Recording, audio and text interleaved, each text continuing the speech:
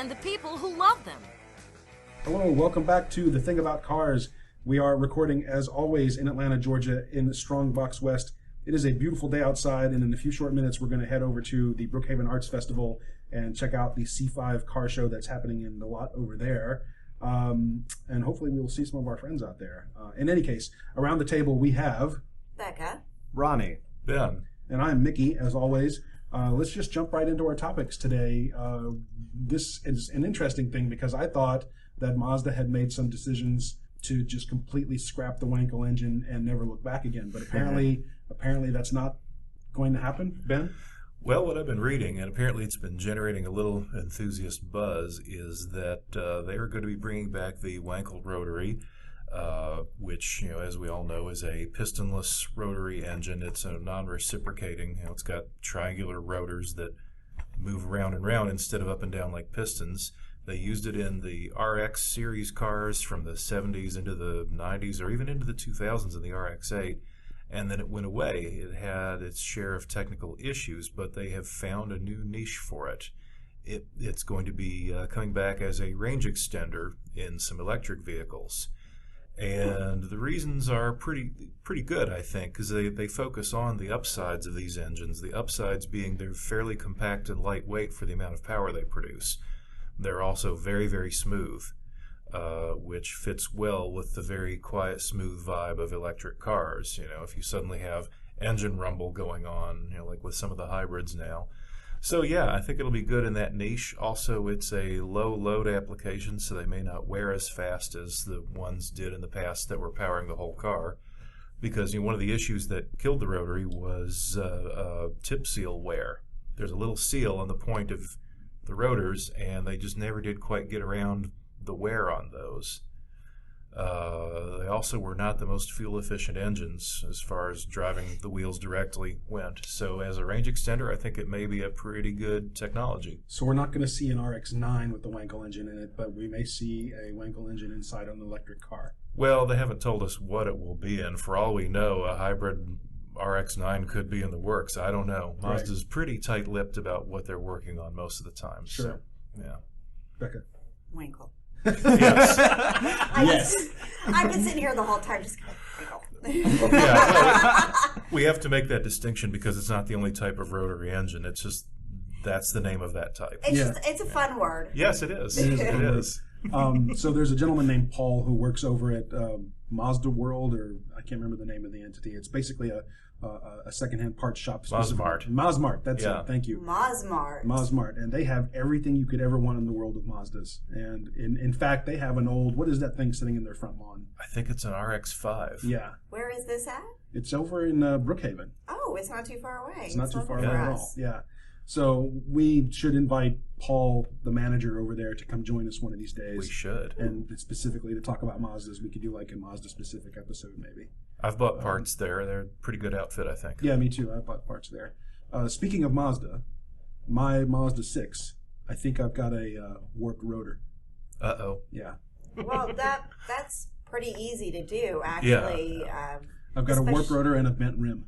But the warped rotors are annoying. That actually could have happened at the same time. If you hit a pothole with enough water in it, you could have warped the rotor and dented the rim at the same time. Well, I know it hasn't because the rim has been bent for quite a long time.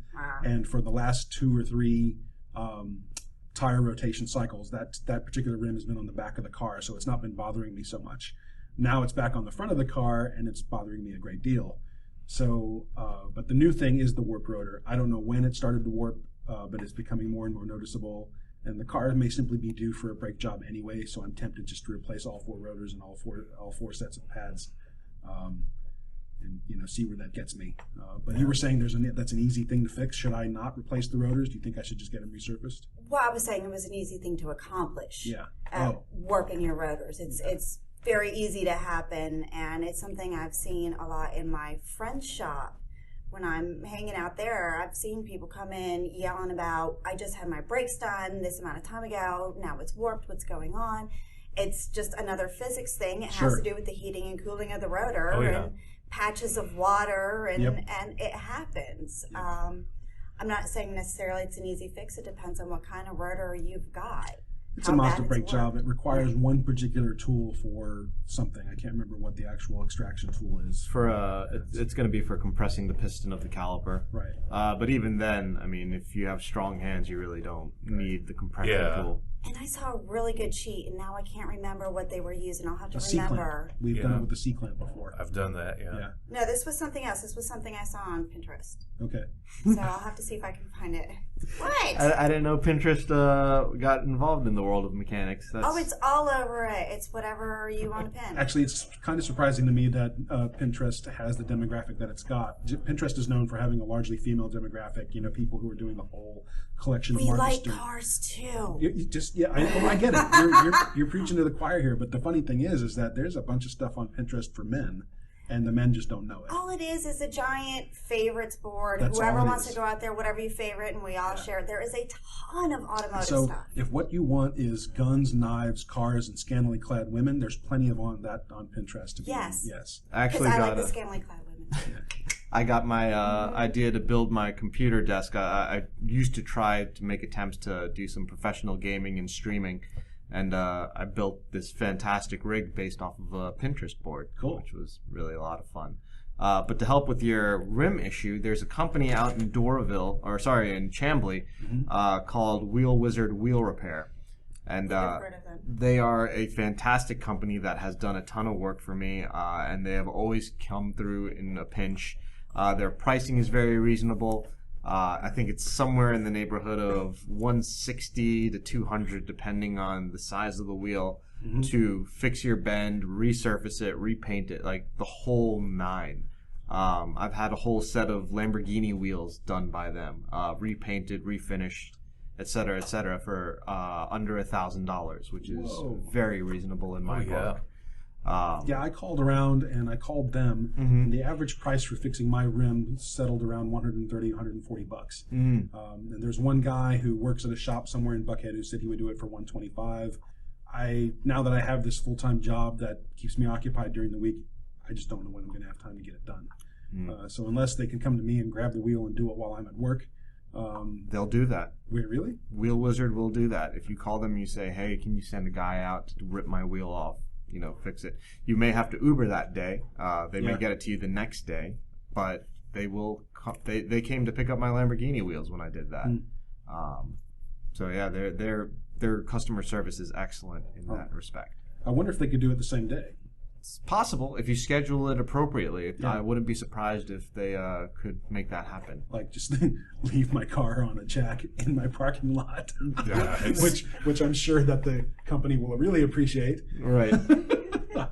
But hey, if I have a car that I can drive home that day, I'll be happy. So anyway, I need to get these things done on the Mazda. And the brake job, except for the one rotor, the brakes are fine. So do I replace just the one rotor, or is it time to just do all four? That's the question. Rock Auto makes it affordable to do all four if I want to. I would at least do them in sets. Oh yeah, if not all four, but two. Yeah. What I need to do is get them measured just to see how far away from spec I am, and if it's close, I'm just going to do all four. But yeah, so we'll just do a stock upgrade off of Rock Auto, and I don't know. I may ask for your help with that. We'll have to do pizza and beer or something. Sounds fun. Yeah. Mazda brakes. All right, what's next on the board? What's in Ronnie's shop? Yes. Right now I'm actually caught between several cars. I think I mentioned that I was working on this one car on an earlier episode. One of my good friends is a very talented stunt driver, and he recently bought an E46 M3. And he asked me to get it to slide for him, which it can do on its own already. But we're talking about stunt sliding, which includes the installation of a hydraulic handbrake. He also wants to use the vehicle for film, so I can't strip the interior out too much, which is an interesting balance. On most cars that we do this on is usually for police cars that you'll see in movies. We can make a hidden pedal, and that would actuate the secondary brakes. And since it's so well tucked, you can leave the interior completely alone and not know any better. The thing with the M3 is that it's manual, so you already have 3 pedals at your feet, so you can't add an extra. Technically you can, but it's a bit too much to add an extra pedal in order to install a hydraulic e-brake. Yeah, Most cars have a dead pedal. Does it have a dead pedal? it does. Could you just remove the dead pedal and give some extra room, put it over there? Technically, but the issue is you're using your clutch. So Yeah, you would swing both feet further to the left, especially the one more so than you're used to, but then you have to think about all the footwork that kind of goes into it when you're trying to maintain a drift. Sometimes you have to clutch kick to drop a gear quickly while heel towing. So both of your feet are occupied, but you Well, need... that's why I was shocked when you said a foot pedal over a handbrake, a hand lever, whatever you want. Hydraulic. Right. So, right. Well, I just mean up here. yeah. That's why I was surprised you said add another pedal. But Yeah. So what I have to do is install a hand lever for a hydraulic handbrake, which isn't hard in principle. The difficult part is making it hidden enough so that the rest of his interior looks perfectly stock. Because it's a large mechanism. It's a master cylinder attached to, I don't know, a 2-foot handle. how long can you make the hydraulic lines? Oh, the hydraulic lines I can run anywhere and everywhere. The problem is the master cylinder needs to be directly attached to the handle, and I can't fabricate See, that it. was I was thinking of. Yeah, never mind. Yeah, so trying to fabricate an extension, I'm sure is possible, but it's outside of my skill set. Under the seat. That's actually And one then of the this places. coming up in between where you usually lose all your change at, you put the handle, Yeah. so it kind of tucks. Well, you can't keep it too close to the seat. The driver very specifically requested that the handle be right between the shifter and the steering wheel, so he can bounce back and forth between all three components very easily. So it's a fun challenge. Finally got my welders up and running so I can work on my fabrication skills. I've had them sitting in my shop for 7 months now, and I've never got the electronic components or the gas necessary to make them work. Finally got that last week, and now I'm just mapping out a plan to set up the base plates to install the handle, but then I have to reroute the electronics because I've displaced the window switches, the hazard lights, the lock-unlock button, and all of the traction control electronics. Oh boy. So I'm sure I can fabricate something. I've seen people do it before. I have experience in fabricating. If I don't know, You've want any done ideas. metalworking? Well, no, as far as relocation of switch panels. Ah, okay. Yeah. So a lot of plastic working, shall we call it? Well, we'll come up with a new word here. Beka does electronics. Oh, It's kind of my awesome. wheelhouse. Yeah, absolutely. I'll call you out one day. You can check it out, and we'll have a great time. Okay. But that's number one project. But right behind that is 3 stunt cars for my buddy Kevin Waterman, who's also one of the best stunt drivers in town. He's got 3 or 4 police cars that are in need of hydraulic handbrakes as well. But fortunately, since they're automatics, I can put the foot pedal in, and that alleviates a lot of the labor and brainstorming that I would have to do to make the projects work. So that's what's in my shop for now, until I can get my car in to finish off everything that I wanted to do for it. Right. Which car? That's right, the Nissan 240SX. The 93 in which I got pulled over with 2 weeks ago because my phone didn't understand where I was trying to navigate to, so I took it out of my holder, put it in my hand, and said, "Hey, Google, Oh no. navigate home," as a cop drove right by me. Nice. Yep. I think part of that has to do with, and I forget this every time, the car draws attention. Like, Yeah, if sure. you know what it is, everyone's going to want to look at the car and look Yep. at who's driving it and see what's been done to the car. And this police officer knew exactly what I was driving, so he was paying a lot of attention. And he saw me talking to my navigation in hand, and that popped me. Oh man. Yep.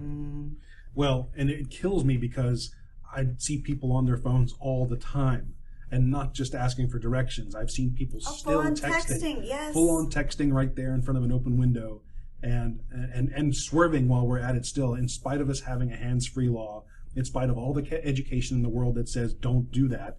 We're still surrounded by people who do this, and it just kills me. And I did it at a stoplight. It wasn't even like... Oh man. But Yeah. yet the new law. If he said if it was even on your lap, I have to give you a ticket. Yeah. It can't be touching any part of your body now. Your car cannot be out of park. You cannot be on anything other than a parking surface. Yeah, it's very explicit in the new law. Kills me. It just kills me. And I have these visions of being able to do a citizen's arrest on these people who are just blatantly, being irresponsible with their texting, or getting a James Bond car so I can eject a hot stream of wet concrete on their windshield. But on that note, though, I have seen more people trying to be like citizen police, and they're honking at the people that are doing this. The problem that I've seen is that the person that's on their phone, when they hear that horn, they panic and will swerve even more erratically. Oh, good grief. So depending on the person, some people are totally fine and just look up, but I have seen some just panic when they hear that horn, and so other people trying to stop them is not really helping either. What to do? Education. Education. It comes back to education. You cannot beat smart into some people.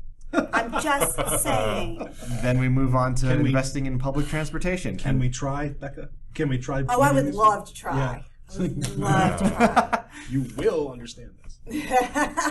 But yeah, I think Ronnie's right, and I think all you can do is, it's one of those things where all you can do is make your best effort to let people know that you shouldn't be a jerk in this way, and just hope for the best. But anyway, on that depressing note, maybe we should wrap up this episode. Well, we've got a few minutes. I can always throw in my little one. Yeah, do it. Just so everybody can giggle. Yeah. We had talked about on an earlier episode where I have acquired a third vehicle. So I have this Jeep Liberty that, it's just kind of my daily driver, just kind of a fun little thing, give us more options for camping and whatnot. Right. But the problem is, and it's not a strong car. It's a good car, don't get me wrong, but it's not my Mustang. It's not my G8 when I say that. But the tires it came with, if somebody were to sneeze on the road, I would lose traction. My Mustang, without traction control, had better traction in the rain than this Jeep. I'm not surprised. It came with these tires called Thunderers. Has anybody ever heard of a Thunderer? No. I thought I was reading it wrong the first time. Should that say Thunder? No, it says Thunderer. Weird. So I finally got them changed. What was it? Was it yesterday? No, 2 days ago. Yeah. Went up and saw my friend Max. Beka and I both talk about Max every once in a while. And went up, saw him, got a good deal. They're Firestone. I was aiming for Bridgestone, but I ended up with Firestone. And immediately, we haven't had any rain yet since then, but immediately I could feel that the Jeep is gripping even the dry pavement better. So tire makes all the difference. It does. Oh, it really does. And I've always said that tires are not appreciated enough, but this really, I wasn't expecting that much on the dry pavement. So I've experimented with tires. I keep going back to Michelin's as being my favorite, except for the Mazda. This came to me with a set of really nice Bridgestone low profile tires on it. Mm-hmm. And people in some circles pan Bridgestones. These have been totally great tires. Mm-hmm. These have been really good. They hold everything well. They're comfortable. And I've swung towards Bridgestone the last couple of years. I've been running Potenzas on the other two. I used to run Pirelli, and then they went downhill. Mm-hmm. I've tried Nittos, which I actually call Nitos. And I landed on the Potenzas, and I really like those. So I was trying to go for some of the all-terrain on the Jeep, but my friend talked me into his Firestone. And I also guess it depends on the kind of car, because I've gone through I've gone through a set of Dunlops, I've gone through multiple Pirellis, Kumos, Hankooks, Michelin's, of course. Anyway, but yeah, I keep going back to Michelin. Can I say what I call Kumo? What do you call Kumo? Maybe I can't say that on here for trying to keep it clean. Is it X-rated? Yeah, let's not. Sure, everybody can guess. All right. On that note, we'll call this episode wrapped. And thank you, as always, for joining us. We are The Thing About Cars. This is Strongbox West, and it's a beautiful day out here in Atlanta. Please find our Patreon for The Thing About Cars. We welcome your support, your advice, your suggestions, questions, all of the above. And as always, just be safe out there. We will see you next time. Bye. Bye-bye. Hang up and drive. Thank you for listening. This has been The Thing About Cars. We'll see you on the road.